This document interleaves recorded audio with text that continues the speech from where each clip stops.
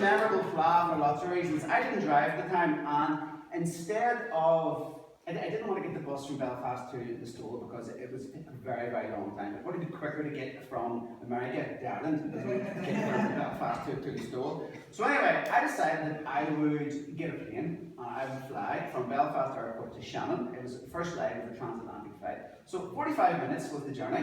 That was pretty memorable too, but a lot of memorable things happened along the way. For example, I was checking in at Belfast Airport and there was a man in front of me with 2 dead rabbits. And I said, "Excuse me, man, they stink." He says, "This is my carry-on."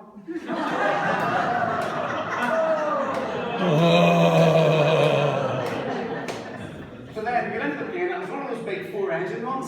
So we're flying along, it only takes 45 minutes. 10 minutes into the flight, the pilot comes over and he says, "Ladies and gentlemen, I'm terribly sorry to let you know that we've lost one of our engines, slight technical hitch. So it's going to add an extra 10 minutes to our journey." I said, "That's fine."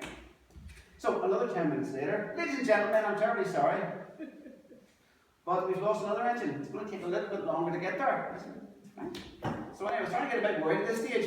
10 minutes later, "Ladies and gentlemen, I'm terribly sorry, we've lost our 3rd engine." So I turned to the guy beside me and I said, "I hope the 4th engine doesn't go. We'll be up here all night." But that was not the end of it. So we arrived at Shannon Airport and I was meeting a friend who was going to bring me to the Stole. And we're running a bit late at this stage, so I stopped this guy and he's carrying these 2 big suitcases like this. And I said, "Excuse me, sir." And he put the suitcase just, whew. He says, "You wouldn't by any chance be able to tell me the time?" He says, "Certainly." So he pulled back his sleeve and there was this amazing watch on his wrist. I said, "Wow, I have never seen a watch like that ever." He said, "Yep." He says, "It was crafted by the finest Swiss craftsmen."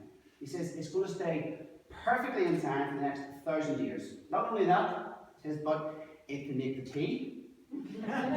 It tells the time in every single country in the world. And bear in mind, this is 1995." And he says, "Have you ever heard of the internet?" I said, "No." "What's that?" He says, "It's a way of communicating with every other electronic device in the world." He says, "Never catch on." He says, "Have you heard of a thing called Skype?" He says, "It does Skype." He says, "It's a way of video calling somebody else." He says, "Nah, won't last very long." He says, "That's the most amazing watch I've ever seen. Does it have any disadvantages?" He says, "Yes, the batteries."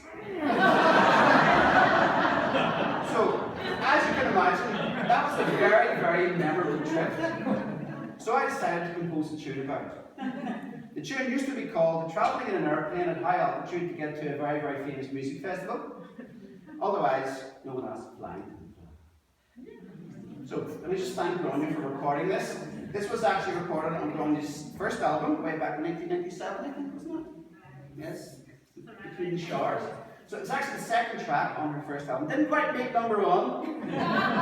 but I'm not complaining. So thank you, Gráinne, for because everywhere I go and I meet a harp player, they'll say to me, "You composed Flying to the Fleadh. You're really famous." Which I get. So I just want to thank Gráinne for that. Thank you again, Gráinne. So I think by this stage we should probably play. So this is another slip jig and it's called "Flying to the Fleadh."